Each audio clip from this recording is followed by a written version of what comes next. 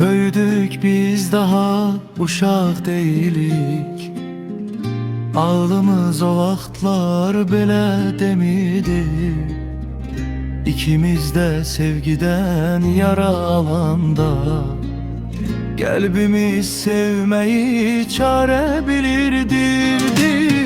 Seni gördüğüm ilk gün hele yadımda, gözlerinin gözümle ilk bakışması. O vaxtlar bilmedim hansı üzündü, qatilimle qəlbimin ilk tanışması.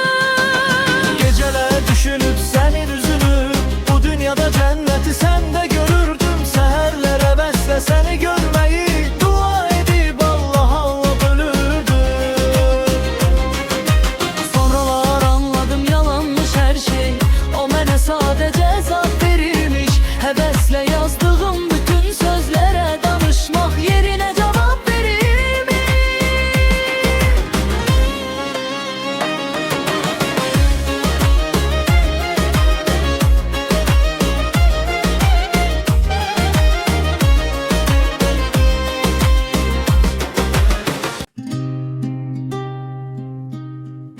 Böyüdük biz daha uşaq deyilik. Ağlımız o vaxtlar belə demidi. İkimiz de sevgiden yaralanda, qəlbimiz sevmeyi çare bilirdi. Seni gördüğüm ilk gün hele yadımda, gözlerinin gözümle ilk bakışması. O vaxtlar bilmedim hansı üzündü, qatilimle qəlbimin ilk tanışması. Geceler düşünüp senin üzünü, bu dünyada cenneti sende görürdüm. Seherler hevesle seni görmeyi dua edip Allah'a bölürdüm.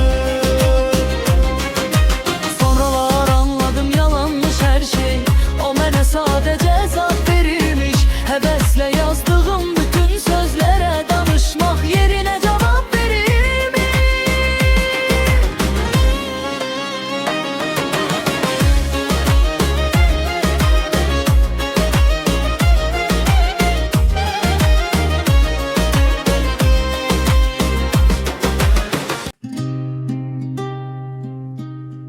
Böyüdük biz daha uşaq deyilik.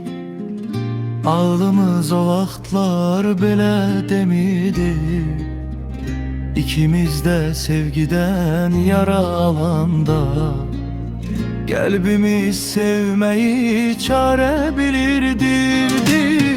Seni gördüğüm ilk gün hele yadımda, gözlerinin gözümle ilk bakışması. O vaxtlar bilmedim hansı üzündü, qatilim